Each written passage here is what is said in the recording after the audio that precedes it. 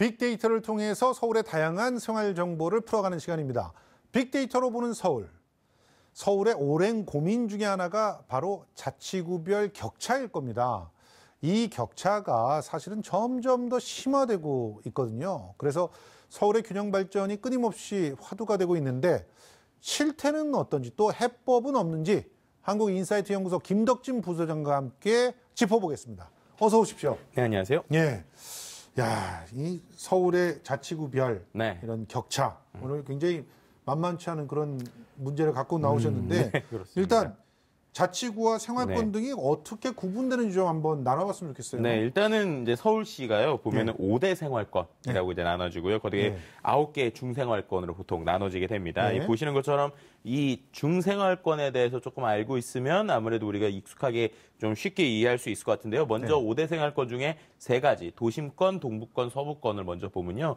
일단 도심권은 도심이라고 그래서 우리가 이제 가장 많은 업무가 일어나는 중구, 종로구, 용산구, 저길 얘기하고 있고요. 동부권은 이제 두 가지로 나눠집니다. 그래서 동대문구, 성동구, 광진구, 중랑구, 그리고 동북이는 성북구, 강북구, 도봉구, 노원구 이렇게 나눠지고요. 서부권 같은 경우는 역시 이제 서부권은 첫 번째는 은평구, 서대문구, 마포구 이렇게가 있고 또 이어서 이제 서남권과 동남권을 얘기할 수 있습니다.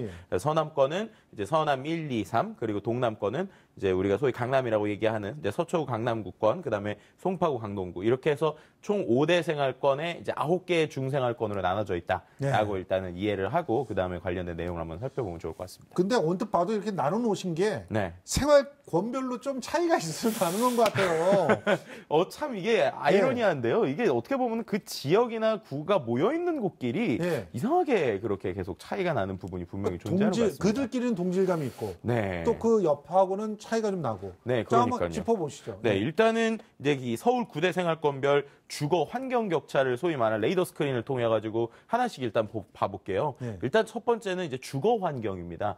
주거 환경 보면 이제 앞서서 말씀드린 동남 1생활권, 그러니까 저희가 이제 서초 강남, 그다음에 이제 서남 3생활권인 동작, 관악. 저쪽이 이제 좀 점수가 높은 걸 볼 수 있고요. 아무래도 주거 환경이다 보니까는 이제 도심권, 그러니까 종로나 이쪽은 이제 상대적으로 떨어질 수 있다라는 것을 볼 수 있을 것 같고, 동북 1생활권 같은 경우는 뭐 동대문, 성동 이런 지역이 상대적으로 낮은 점수를 보여주는 것을 알 수 있습니다. 주거 환경은 안 좋죠, 그쪽이. 네. 그리고 이제 그 다음으로 이제 경제 환경을 좀 보면요. 경제 환경 같은 경우도 역시 일단은 거의 동남 1생활권, 이제 서초 강남이 역시 1등을 차지를 했고요. 2등도 동남이에요. 네, 어떻게 보면은 저 강남에서부터 이어지는 어떤 경제적 효과가 지역별로 붙어 있는 것들이 좀 어떻게 보면 좀 안타까운 면문이 있는 것 같아요. 그러니까 강남 3구가 굉장히 잘 산다. 쉽게 말해서 일자리도 많다. 그리고 이제 반대로 서남권 이제 서남도 저기 강서권 같은 경우가 이제 상대적으로 떨어지는 저런 모습들을 좀 볼 수 있을 것 같고요. 서남 3생활권도 상당히 경제적으로 괜찮네요. 네, 저 부분 같은 경우 이제 새롭게 생기는 지역들 이런 것들이 좀 같이 있는 부분도 분명히 볼 수 있는 것 같고요. 사회 환경을 좀 그 다음으로 살펴보겠습니다. 사회 환경 같은 경우도 일단은 서초 강남. 동남권, 그다음에 앞서서 말씀하셨던 서남 3생활권. 저기 같은 경우도 이제 최근에 좀 많이 떠오르고 있는 이제 동작 관악 지역 이제 볼 수 있을 것 같고요. 그다음에 이제 보시면은 서남 1생활권 같은 경우가 상대적으로 이제 떨어지는 거. 그다음에 교육 환경을 보면 교육 환경에서는 이제 동남 1생활권 압도적이네요. 네, 뭐 거의 이거는 압도적으로 더 볼 수 있을 것 같고요. 또 계속 있었던 동작 관악. 그러니까는 거의 최근에는 이제 뭐 서초관 강남, 그다음에 동작 관악이 1등, 2등을 좀 차지하는 모습들. 그리고 거기에 이어서 동남 2생활권. 저쪽이 거의 포인트로 많이 나오는 것을 좀 볼 수 있고요. 상대적으로 서남 1생활권은 대부분 이제 점수가 좀 아래쪽에 있는 평균의 모습을 보이는 것을 볼 수 있습니다. 이 서북 쪽에 마포 쪽이 들어가죠? 그렇죠.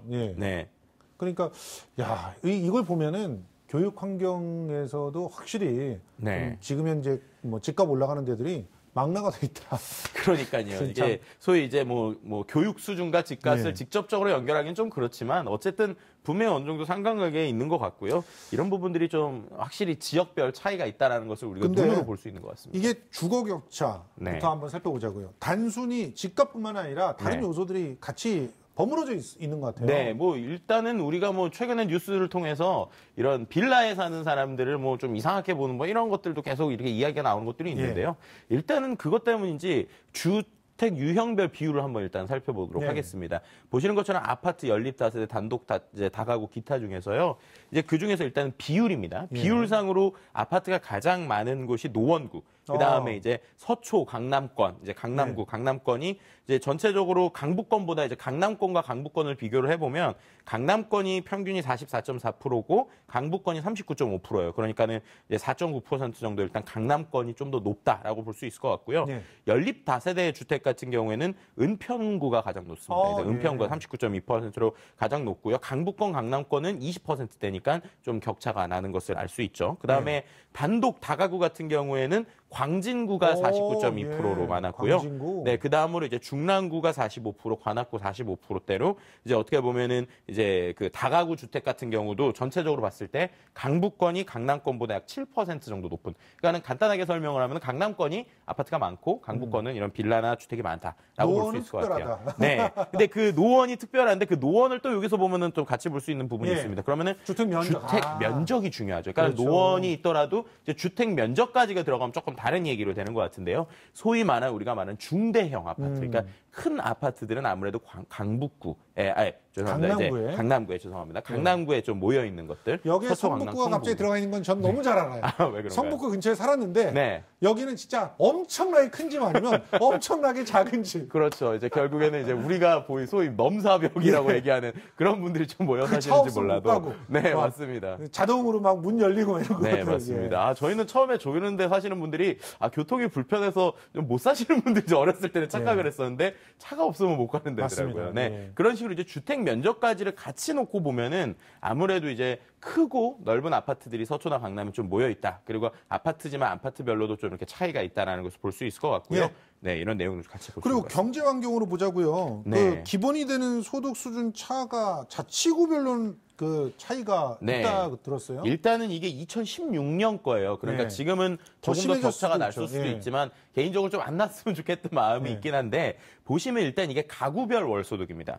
가구별 월소득에서 이제 가장 보시면 이제 가장 진해질수록 이제 높아지는 것을 볼 수 있는데요. 서초 강남권은 이제 500만 원이 넘습니다. 그렇죠. 네, 근데 상대적으로 중구 같은 경우는 345만 원이니까 가정당으로 평균이라고 하지만은 어쨌든 뭐 150만 원 이상의 상당히 큰 차이를 보는 것을 알 수 있고요. 평균적으로 보더라도 400만 원을 중간값 정도로 봤을 때 400을 넘는 지역과 안 넘는 지역이 분명히 한 절반 정도 이상 차이가 나는 것 같아요. 특히나 이제 뭐 동대문이나 성동 이런 데들은 350만 원 미만대 지역이나 이제 350만 원을 평균으로 보더라도 좀 낮은 지역들이 있는데 분명히 저런 것들 특히나 한쪽 지역에 색깔들이 모여 있는 이런 모습들은 분명히 각 지역별도 격차가 있고 이런 격차의 모습이 뭐 아파트나 주거 환경, 교육 환경과 같이 연결되는 모습을 분명히 볼 수 있는 것 같습니다. 사회 환경이나 문화 환경에도 차이가 있다면서요? 네, 근데 이제 사회 환경 같은 경우는 일단은 문화 환경부터 먼저 보면요. 역시 문화를 즐기는 것 역시도 경제적이나 사회적인 여유가 있어야 된다는 것을 또 볼 수 있는 것 같아요.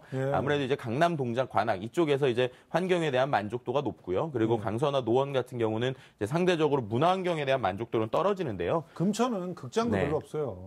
그러니까요. 저런 부분이 보면 좀 안타까운 부분이 있는 것 같은데, 근데 이거와 함께 조금 흥미롭게 볼 수 있는 부분은 이제 성범죄 같은 이제 범죄율 같은 경우는요, 상대적으로 강남이 좀 높은 것을 알 수 있습니다. 자치구별로 이제 성범죄 발생 건수를 보면은 아무래도 이제 강남에 많은 사람들이 모여 있고 여러 가지 뭐 시설이 있어서 그런지는 모르지만 소위 말하는 어떤 월급이나 여러 가지 생활권이 높은 지역, 서초 강남 쪽이 빨간색으로 있는 것을 알 수 있고요. 그 외에 이제 젊은 층이 많이 모여 사는 마포나 이쪽에서도 이제 성범죄 발생 건수가 높은 걸 알 수 있고 상대적으로 서울에서 좀 외곽 지역이 있는 지역이 좀 전체적으로 성범죄나 이런 거에서 좀 안전한 초록색의 모습들을 볼 수 있는데요. 아니 뭐 성동구, 도봉구가 최고네요. 성범죄 쪽으로는. 네, 안전한 쪽이죠. 싱글 여성들이 도봉이나 성동에 많이 사셔야 돼요. 네, 저쪽이 아무래도 좀 어느 정도 평안하게 살 수 있는 것 같은데 어쨌든 간에 서울 전체를 놓고 보면은 전국에서 성범죄 비율이 가장 높은 것은 맞는 것 같아요. 맞습니다. 그래서 이런 부분은 좀 우리가 같이 생각해봐야 될 부분이 분명히 교육, 있는 것 같습니다. 보육 당연히 강남이죠. 네, 뭐 말할 것도 없는 것 같습니다. 네, 부대 생활권은 이제 서남 이생활권, 구로, 금천, 영등포에서 이제 보면은 7.43점으로 이제 교육에서 이제 보육에서는 좀 높은 모습을 보여줬는데요. 이 부분 같은 경우는 좀 같이 생각해봐야 할 게 교육하고 다르게 보육 시설이라는 거예요. 보육 시설은 서남 2, 서남 3가 좋아요. 네, 아무래도 이제 보육 같은 경우는 아이들이 있는 시설이고요. 이제 상대적으로 이제 제가 사는 이제 마포, 이제 서북생활권 같은 경우는 보육 시설의 이용 만족도는 좀 떨어지는 모습을 볼 수 있는 부분이 있습니다. 저는 강남에 있다가 보육 시설의 만족도가 떨어져서 신도시로 갔잖아요. 그러니까 실제로는 교육과 보육은 확실하게 다른 것 같아요. 네, 맞습니다. 예. 그런데 이제 그 다음에 말씀하신 교육의 입장에서 네. 보면은 교육의 이제 최종적인 학력 수준을 좀 한번 비교를 해봐야 돼요. 예를 들면은 각 지역에 사는 사람들의 학력 격차를 볼 수 있는 부분인데 네. 이게 과거보다 좀 심해지고 있다는 겁니다. 이제 대졸자 이상 뭐 이걸 어떤 졸업을 가지고 학력을 얘기하기는 조금 어불성설이 있지만 어쨌든 졸업한 것을 봤을 때 이제 강북구나 동대문구 그리고 강남구의 비율입니다. 보시는 것처럼 고졸 이하가 강남구에서 이제 29.8%, 강북구에서 55%인데요. 예. 거의 2배가 차이가 나는 거죠. 그럼 대졸 역시도. 이상은? 네, 그럼 대졸 이상은 반대로 보면은 이제 강남구가 61.5%, 강북구가 그렇죠. 30%니까요. 저런 부분이 어떻게 보면은 그 소위 말하는 교육이 이제 대를 이어간다라고 했을 때 그 부모님의 교육 수준이 아이들의 영향을 미칠 수 있는 것이 아닌가라는 고민을 자, 해볼 수 있는 것 서초구가 같습니다. 가방끈이 가장 길다 이렇게 판명이 됐는데 네, 끝으로 간단하게 얘기할 수 있겠네요. 이런 격차를 해소하기 위해서 뭐 해야 네. 되는가 짧게.